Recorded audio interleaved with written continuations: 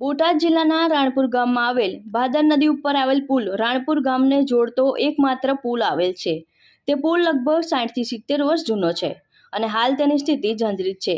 આ પુલ સૌરાષ્ટ્રને જોડતો પુલ છે, એટલે કે સુરેન્દ્રનગર, લીંબડી, સાયલા અને બીજા અનેક શહેરવાળા લોકો આ પુલ ઉપર થઈને બોટાદ, સાળંગપુર, ગઠડા તેમજ અન્ય તીર્થયાત્રા જતા હોય છે।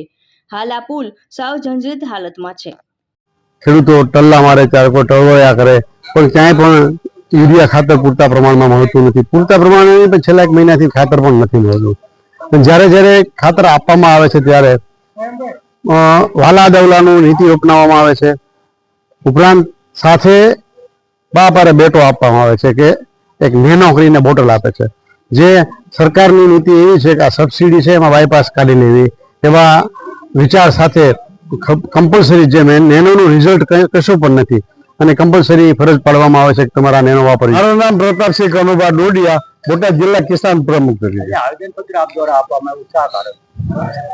આવેદનપત્ર એટલા માટે આપવામાં આવ્યું છે કે ખેડૂતો 1 મહિનાથી સતત અહીંયા ધક્કા ખાય યુરિયા ખાતર અને અન્ય ખાતર માટે। કોઈ પણ પ્રકારનું ખાતર મળતું નથી। આજ આવશે, કાલ આવશે, ધક્કા ખાઈ અને થાય કે આ નો છૂટકે અમારે અહીં મામલતદાર કચેરીમાં આવેદનપત્ર આપવા આવ્યા છીએ। ખેતી વિકાસ દેશ છે અને યુરિયા ખાતર ન મળે તો મારે સાહેબ તમે અમને પૂછો છો, પણ આપને પૂછવું છે કે આ ખેતી વિકાસ છે કે ખેતી વિનાશ કરવા માટે આ સરકારી સમજાતું નથી। એટલા માટે કે જ્યારે જ્યારે જરૂર પડે છે યુરિયાની ત્યારે ખાતર આપતા નથી।